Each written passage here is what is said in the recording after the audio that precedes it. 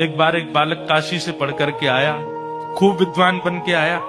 अपने पिताजी के पास आकर के बोला, पिताजी मैं सब कुछ पढ़ के आया हूं, आप जहां से चाहो पूछ लो। तो पिता ने यही पूछा, बताओ पाप के बाप का नाम क्या है? नहीं बता पाया। बोले ये तो नहीं पढ़ाया गुरुजी ने। बोले ढूंढ के आओ कौन है पाप के बाप। बालक ने कल पढ़ा ढूंढने के लिए, तभी 2-3 दिन निकल गए, कहीं से उत्तर नहीं मिला पाप का बाप कौन। तभी एक घर के बाहर गौ माता खड़ी थी, तुलसी का पौधा लगा था। बालक ने सोचा किसी वैष्णव का घर है, 2-3 दिन हो गए कुछ खाया पिया नहीं, यहाँ पे कुछ पा लेता हूँ।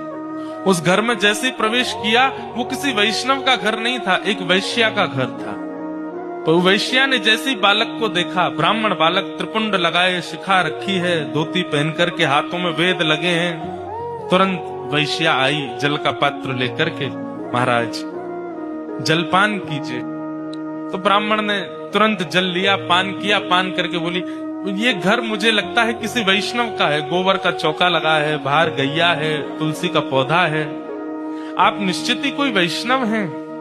वैश्या बोली, वैष्णव का तो नहीं पता मैं हूं कि नहीं, पर मैं एक नगर वैश्या हूं। जैसे ही कहा नगर वैश्या, ब्राह्मण बालक तो तुरंत बाहर गया, वमन करने लगा, अपने पेट में हाथ लगाने लगा, पानी निकालने लगा बाहर। वैश्या बोली, क्या कर रहे हैं आप? बोले पाप का बाप ढूंढने निकला था, वो तो मिला नहीं, तुम्हारे घर पर आके जल पी लिया, पाप और कर दिया मैंने।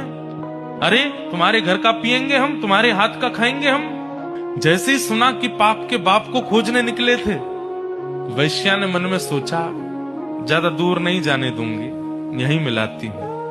अब भगवान जल पी ही लिया है आपने, पाप तो हो ही गया आपसे, अब तो आपको जाना पड़ेगा, नदी स्नान करनी पड़ेगी, जनेऊ बदलनी पड़ेगी, पंचगव्य पान करना पड़ेगा, तभी आप शुद्ध हो गए। ब्राह्मण बोले, और नहीं तो ये सब करना पड़ेगा तभी शुद्ध होऊंगा मैं। तो जब पाप